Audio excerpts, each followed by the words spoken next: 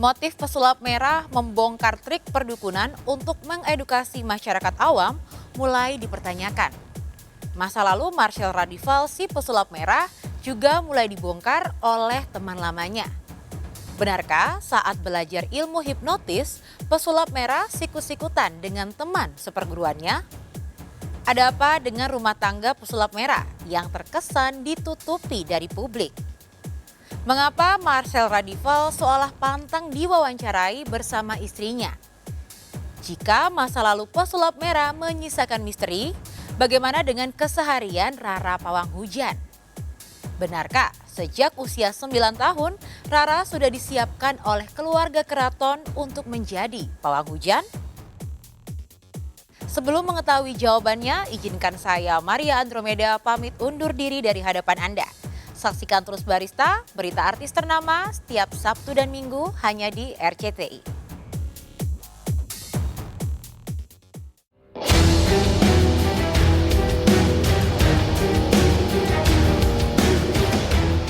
Pemirsa, sejak membongkar praktik penipuan berkedok pengobatan alternatif yang dilakukan oleh oknum dukun, nama Marcel Radival atau yang lebih dikenal dengan pesulap merah mendadak viral. Tak hanya pesulap merah, sejumlah oknum yang mengaku dirinya sebagai dukun pun juga banjir undangan untuk tampil di sejumlah podcast YouTuber. Mulai dari Gus Samsudin, Habib Jindan, hingga Rara Pawang Hujan. Ya, mungkin saya cuma bisa mendoakan semoga dari nama saya ini bisa mau berbagi rezeki lebih banyak lagi gitu. Saya pribadi sih nggak bermasalah ketika ada yang numpang-numpang pengen gimana rasanya diwawancarain, asik. Akhirnya dibuat-buat fitnahan, buat-buat hal-hal halu lah bisa dibilang ya. Fitnahan-fitnahan yang tanpa ada bukti, ya kan? Mereka yang diomongin mereka tuh ada buktinya, ada videonya, mana? Coba dong tunjukin. Yang teranyar, Atta Halilintar sempat mengundang Firdaus Oiwobo yang merupakan pengacara para dukun. Namun tak lama berselang, Atta justru memilih men-take down atau menghapus podcast tersebut dan mengaku menyesal telah mengundang Firdaus dan Gus Irfan ke podcast miliknya. Penyesalan Atta diungkapkan di hadapan Gus Miftah. Itu menjadi hak Atta, terserah dia karena itu podcast dia. Tetapi adab dan etika menyinggung perasaan kami karena kami merasa direndahkan martabatnya sebagai tamu podcast dia gitu loh. Ya kalau di take down ya sebenarnya rugi saya sebenarnya. Kan saya yang misalnya kan tamunya juga pasti udah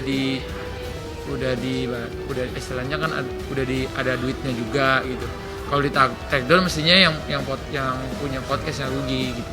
Menjadi masalah ketika di podcast berikutnya dia dibilang menyesal mengundang kami. Disimpulkan dan belum dikonfrontir. Iya, menyimpulkan bahwa kami dengan mengundang kami ini tidak ada edukasi tidak dan ada nilai edukasi. Mungkin bahasa kasarnya unfaedah lah.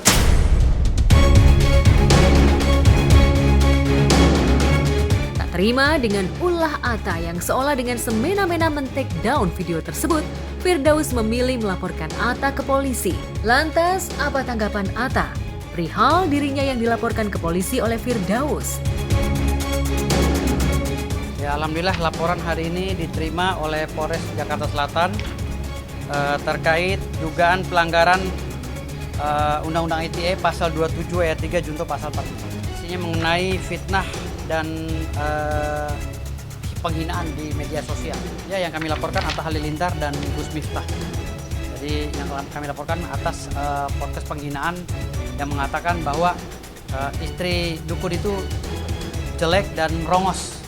Lalu Gus Miftah juga berbicara di podcastnya Atta Halilintar mengatakan bahwa beliau itu menganalogikan bahwa orang yang datang ke dukun itu orang bodoh. Kenapa dipanggil orang pinter? Karena yang datangnya orang bodoh semua. Dukun itu pinter keblinger atau bodoh menyesatkan? Ya di antara itu. Maka kalau ada orang bilang, Gus kenapa dukun dipanggil paranormal? Ya karena mungkin yang datang orang abnormal. Kenapa dukun itu dipanggil orang pinter, Pak Iman? Karena yang datang barangkali orang bodoh.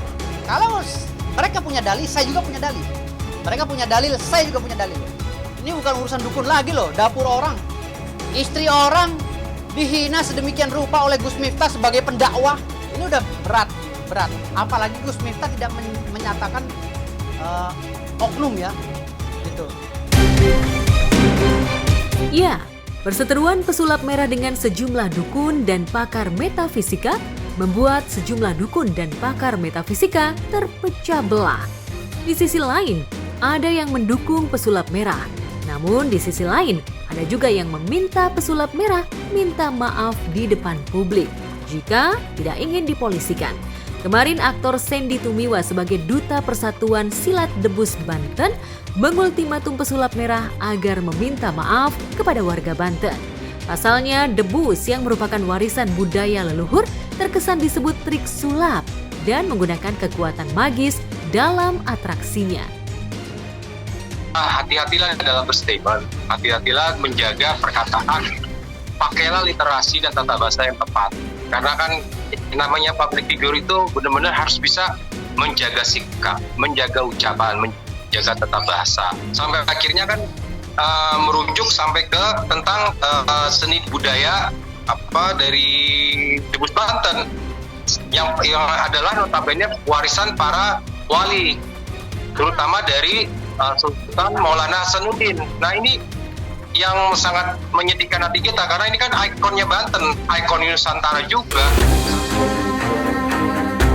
Sebagai senior sekaligus sahabat Marcel Radival, Denny Darko dan Bang Awai berusaha mengingatkan pesulap merah agar lebih berhati-hati lagi dalam membuat konten maupun berkata di depan publik.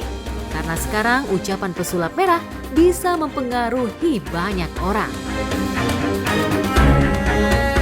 Apa yang dilakukan pesulap merah ini saya pikir sudah tepat, sudah bagus, cuman memang dia harusnya disertai dengan misalkan, yaitu tadi ada penasihat hukum yang bisa memberikan advice terhadap kalimat dan kata yang harusnya dipilih. Kedua, manajer yang akan bisa mengarahkan kira-kira ini akan harus dikemas seperti apa karena YouTube itu adalah ruang publik. Ketiga, ya orang marketing atau seseorang yang merupakan business development yang agar bisa sesuatu yang sifatnya itu vulgar dan belatan, jelas, itu jangan dimunculkan di publik. Itu sebenarnya benar, ya, tapi nggak semuanya, semua paranormal dukun itu menggunakan trik. Dukun itu media seperti ini, ya, dukun untuk melahirkan, dukun bayi, ya ada triknya di mana, ya kan? Ada teknik itu namanya, bukan trik tapi teknik, ya. Ada dukun kalau pawang hujan mungkin dia dengan doa dan ada teorinya, ada tekniknya. Jadi ada tetesan-tetesan air hujan itu, ini ada pelajarannya sebenarnya. Tetesan air hujan itu menandakan, oh ini cepat berhenti nih hujan. Nah, berapa menit hujan itu ada teorinya. Kalau dibilang trik, ya saya sih nggak kurang sependapat. Ada tekniknya, ada teorinya.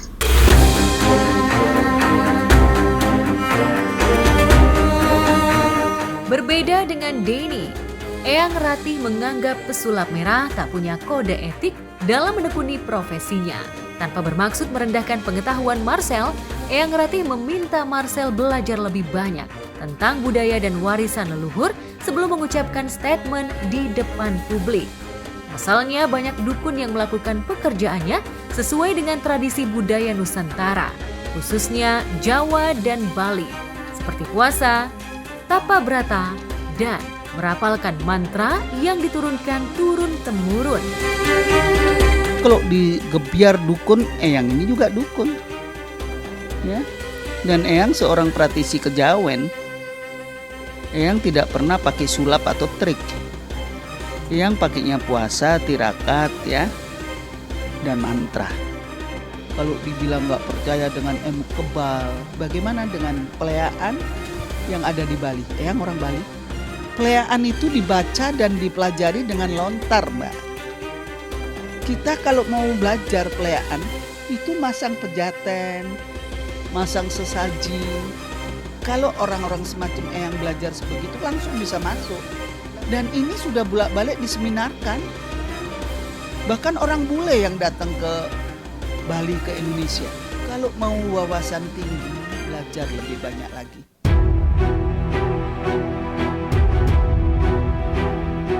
Keviralan pesulap merah nyatanya juga membuat netizen penasaran perihal kehidupan pesulap merah.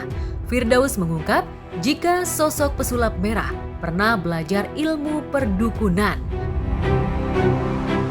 Mas Firdaus ini dukun juga, apa kenal sama dukun-dukun gitu jadi pengacaranya?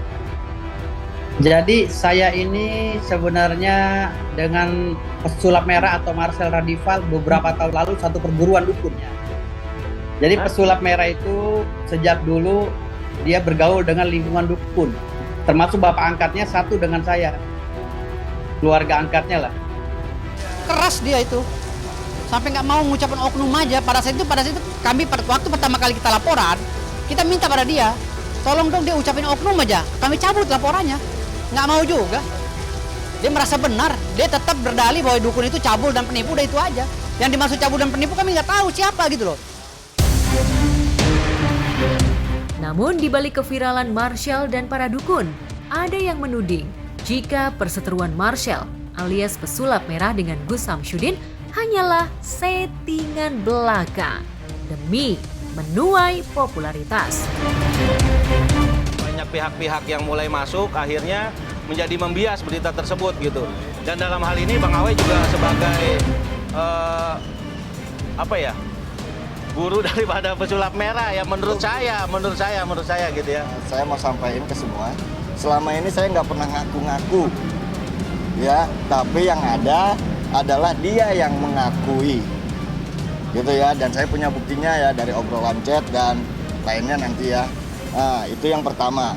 Terus yang kedua, saat saya ke Blitar kemarin, itu ada satu orang menjanjikan bahwa dia mengatakan kepada kita ya Mbah ya, bahwa dia punya bukti rekaman yang berdurasi 2 jam, yang itu intinya isi obrolan antara si A sama si B lah ya kita bilang ya. Nah, yang mengkonsep awalnya ini semua ya semacam kayak kalau bahasa dia dagelan gitu, tapi akhirnya kebablasan katanya. Itu bukan settingan, nggak ada unsur gimmick sama sekali, dan memang beneran saya datang ke sana untuk pembuktian, untuk mengedukasi masyarakat agar tidak ada lagi yang berobat ke sana. Nyatanya Mas Udin nggak mau pembuktian, malah bawa ke jalur hukum. Sekarang malah keluar-keluarnya gimmick. Sejak kapan saya gimmick? Ketika seorang itu demi mencapai sesuatu, katakanlah viewers dan sebagainya, subscribe, kemudian rela untuk menjatuhkan satu sama lain demi sebuah konten yang menjadikan suatu viral dan pada akhirnya menjadi kontroversi. Kalau seandainya menjatuhkan, ini bukan edukasi namanya. Ini bukan edukasi, ini menjatuhkan karena ada nilai kebencian. Hukumnya ya berdosa. Maka ketika terjadi sesuatu yang tidak suka, semacamnya katakanlah kurang baik di mata kita, maka luruskan dengan cara apa? Wajadilhum billati ya ahsan. Dengan apa? Dengan musyawarah yang baik, dekatkan dengan edukasi, persuasi dan sebagainya. Ini cara yang terbaik oleh Rasulullah SAW dengan akhlakul karimah. Namun ketika ini terjadi ketidaksukaan kemudian menjadi viral dan pada akhirnya menjadi suatu tontonan yang buruk, dan ini harus dipertanggungjawabkan.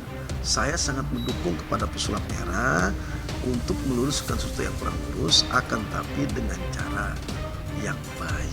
Kekuatan sihir, sihrul mubin, sihir itu adalah yang nyata, dan kita harus mengimani, mempercayai bahwasannya sihir itu sudah ada. Makanya Rasulullah SAW pernah terkena sihir. Lalu apa sih obatnya? Jibril menyampaikan kepada Rasulullah, ya Rasulullah, baca surat Al-Falaq dengan cara mengusapkan ke bagian tubuh. Alhamdulillah Rasulullah terbebas dari sihir. Dan kita harus percayai, maka sihir itu bisa ada di rumah kita. Ada orang yang syirik dengan kita, maka ketika ini ada harus hati-hati. Dengan cara apa? Itu berdoa. Layak diru qadri illa bidoa. Takdir bisa dirubah dengan doa. Yang tadinya kena santet, kena telur, kena guna-guna dan sebagainya. Ketika dia berdoa, hari itu takdirnya akan terhindar dari musibah. Kenapa? Wasilah asbab doa. Makanya kita diperbanyak oleh Rasulullah untuk berdoa di saat menjelang tidur.